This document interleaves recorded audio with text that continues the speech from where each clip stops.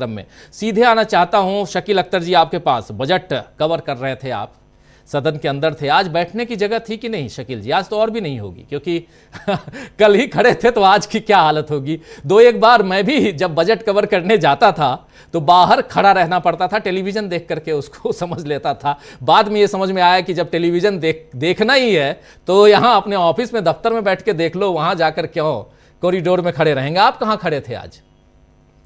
हम तो बैठे हुए थे, जल्दी चले गए थे और बैठ के हमने निर्मला जी का पूरा भाषण सुना और ये जो आप कह रहे थे वो देखा कि किस तरह वो एक्सटेंशन मांग रही थी।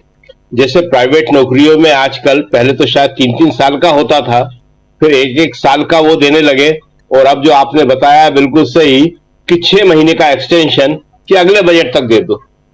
ये बहुत ही इंटरेस्टिंग बात है और वहां सब लोग यही बात कर रहे थे कि अगर इस तरह आप केवल 2 राज्यों को दे देंगे, इस तरह आप देश के संसाधन का बंटवारा कर देंगे, तो वो 2 राज्य जो हैं उनकी मांग लगातार बढ़ती चली जाएगी और वो मांग सारे दूसरे राज्यों की कीमत पर होगी।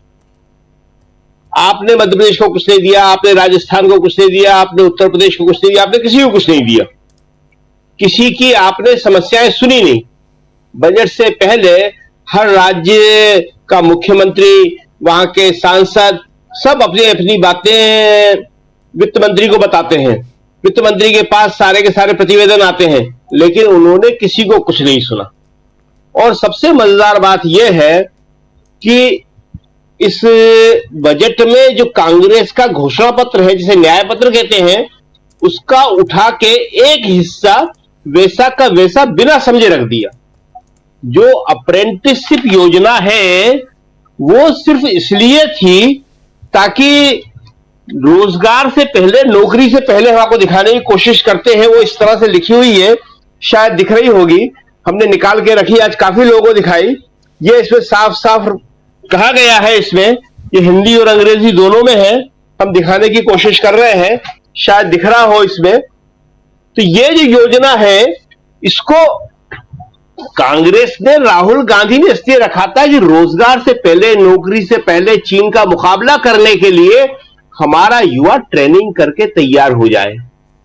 लेकिन वो किसी नौकरी का विकल्प नहीं था, नौकरी को तैयारी की पहली सीढ़ी थी। तो इन्होंने नौकरी की तो बात करी नहीं कि नौकरी कितनी देंगे। जो 2 करोड़ नौकरी हर साल की बात कही थी वो तो गोल कर गए, और 5,000 रुपए इस अप्रेंटिसशिप के लिए देने की बात कही है।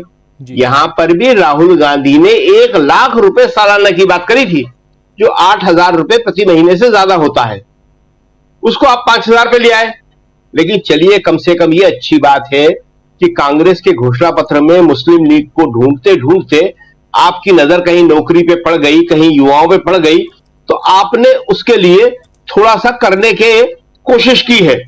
कांग्रेस का श्रेय ले रही है, बहुत अच्छा है, कांग्रेस को श्रेय मिले या न मिले वो अलग बात है। लेकिन अगर ये बात बीजेपी की समझ में आ जाए कि इस समय देश की सबसे बड़ी समस्या युवाओं की बेरोजगारी और उनकी हताशा है।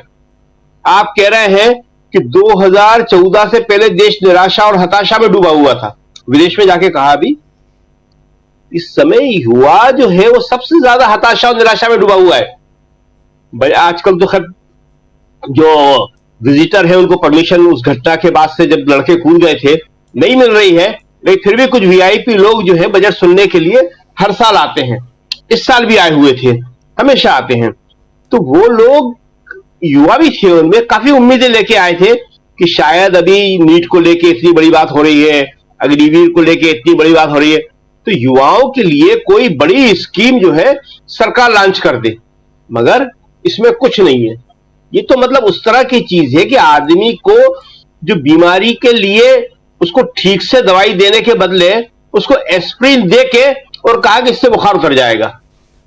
अप्रेंटिसशिप के पीछे धारणा क्या थी वो समझना कोई ज्यादा मुश्किल नहीं था। बड़े अच्छे ऑफिसर्स हैं वित्त मंत्रालय में, उनसे बात कर सकते थे, लेकिन उनसे करने के बदले उन्होंने क्या किया कि खाली यह कह के सोचा कि इससे युवाओं का काम हो जाएगा। दूसरी बात निवेश की, जो सबसे बड़ी चिंता है कि निवेश नहीं हो रहा, और इसके लिए ये कर क्या रहे हैं कि निवेश के भी गिमिक्स कर रहे हैं। अभी बॉम्बे में जो एक बड़ी शादी हुई मुकेश अंबानी जी के यहां, तो कई मुख्यमंत्री वहां गए हुए थे। सबने वहां से आके अपने राज्यों के अखबार में खबर छपवा दी कि हमने वहां पे उद्योगपतियों के साथ बंबई गए हैं, उद्योगपतियों का शहर है, मीटिंगें करी हैं और इतने इतने निवेश के हम कांटेक्ट कर आए। और साथ में मुख्यमंत्री ने अपनी फोटो के साथ छपवाई अनिल अंबानी के साथ। एक अनिल अंबानी आ जाते हैं सबकी मीटिंग में, उनके पास निवेश करने के लिए है क्या? उन्हें खुद निवेश की जरूरत है आज। तो यह स्थिति है बजट की, जो बहुत ही चिंताजनक है। आज लोकसभा के अंदर इस बात को लेके बड़ी चिंता जाहिर की जा रही थी। जो विपक्ष के सांसद थे वो लगातार आवाजें उठा रहे थे कि इसमें कुछ नहीं है, ये कुर्सी बचाओ बजट है, ये आपने खाली आंध्र प्रदेश और बिहार को खुश करने की कोशिश की है, जो होने वाले नहीं है। उनको आदत पड़ जाएगी और वो जो 6 महीने बाद बजट आने वाला है उसमें और ज्यादा की मांग करेंगे।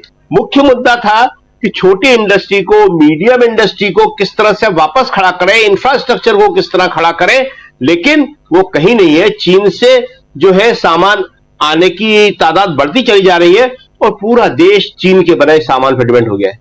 ये सामान हमें भारत में बनाना चाहिए था, लेकिन हम उसके लिए कुछ नहीं कर पा रहे हैं। और एक खास बात जो है वो ये है कि अभी जो नीतीश कुमार जी बोल रहे थे, तो नीतीश कुमार जी को आजकल क्या बोलना है क्या नहीं बोलना पता नहीं। उन्होंने कहा कि हमने रास्ते बनाए हैं, पुल बनाए हैं, वही पुल जो टूट रहे हैं। अरे आपके पास इतना पैसा नहीं था तो आप कैसे पुल बना गए? राज्यों के संसाधन से ही बनाए ना आपने पुल, लेकिन कैसे बनाए?